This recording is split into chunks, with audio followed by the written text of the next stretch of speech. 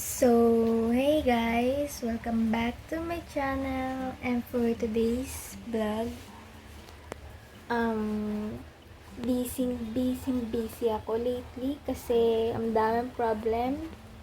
And ang isa sa mga problem is lilipat kami ng rent.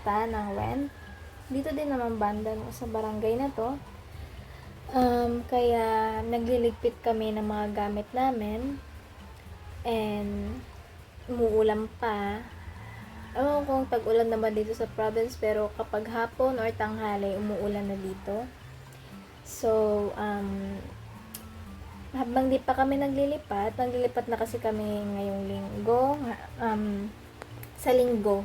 Yun, lilipat kami sa linggo. But tomorrow is, sabi ko naman sa tita ko na mag-isa-isa na kami ng gamit sa upahan namin, and ayun, so baka bukas simulan na namin maglipat ng mga maliliit na kaya lang namin na kaya namin na buhatin, ganun. So bukas na yon, and kinabukasan nun final na namin dito. Yung mga bibigat ng gamit ang may iwan. So may tanong ba sa garden? Di ko alam kung makapag-garden pa ako kasi ang upahan namin doon is talagang bahay lang siya, and parang malabo akong magtanim sa lupa kasi parang walang space doon. And kung may space man is kanal, alam mo yun. And siguro ang mapagtataniman ko na lang is yung mga may bottles, may paso. So, ganun na lang ang ano ko. And, yung dito mga tanim ko is, feeling ko ibubunutin ko na. Kasi, syempre, ang mangungupahan dito, hindi naman ng garden, diba? Hindi mo naman alam kung anong mangyayari pag may lumipat dito na bago. And, ayun, aanihin ko na siya. Sirain, ganun, bubunutin, kaysa naman masayang yung mga gulay na hindi rin naman naalagaan, ganun. Pero may nasave ako na mga halaman na pwede kong dalhin, but iilan na lang, hindi kagaya dito na madami, lalo na yung talong. Nasa lupa siya nakatanim, kasi yung iba kung start na akong sa paso or sa mga batas. Yun lang yung mga masasagip ko. So, nagtanggal ako kahapon ng mga paligid niya ng kahoy. Pakita ko sa inyo. Wait lang. Ayan, umuulan na. So, ayan na siya. Tinanggal ko na guys yung mga kahoy niya sa gilid. Ang natira lang is yung barrier. Ayan. And sa gilid yung mga dadalhin ko. Ayan.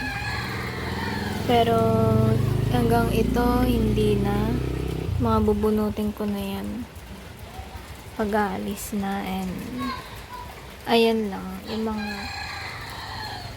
yan lang sa gilid ang mga dadalhin ko. Gamit naman is ayan yung mga dadalhin ko. Ayan, gamit na yan. Syempre si Chuchu, dadaling ko din yan, and itong kama and everything dito sa bahay yan ang dadalhin ko. Kaya makalat-kalat na dito sa bahay. So ganun guys, kaya hindi ako nakapag-upload, hindi ako nakapag-tutorial kasi parang wala na ako ng gana dahil nga lilipat na naman. And yun yung pinaka ba't ka pa kikilos, ba't ka pa mag-e-effort na yung gusto mong gawin kung mawala din naman, diba? So, yun yung update ko. And siguro ang next na vlog ko doon na sa kabila.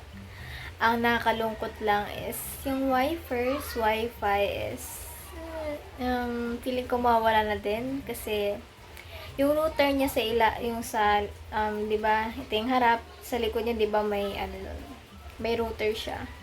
So, kinontak ko yung Globe, and ang nila mag-respond, ang slow.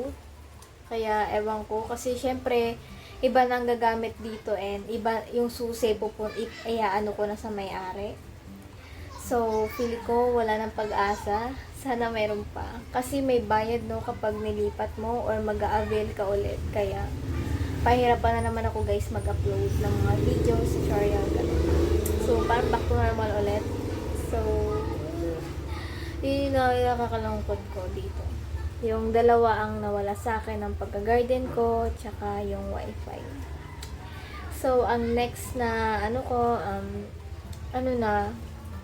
sa kabila na. So, abangan nyo ako, guys, sa kabila. So, yun, guys, ang mukha ko ay stress na, puro tigyawat na. Ayun. Sobrang pagod, magang din ako natutulog. And, kaya bukas, Sabado, magta-try na kami maghakot-hakot ng mga gamit namin. Yung mga kaya namin. So, ayun. So, sana hindi palaging palipat-lipat, nakakapagod. So, ayun guys. Yun lang yung update ko. And let's see. Sa susunod na araw ay papakita ko sa inyo kung ano yung kwarto ko. And kung makapag-garden ba ako. Or makapag-wifi. So, yun lang guys. Thank you for watching. And quick update, ganun. Kasi, sinusulit ko na din ang wifi, habang nandito pa. So, bye guys! Bye garden, and hello to new rent house.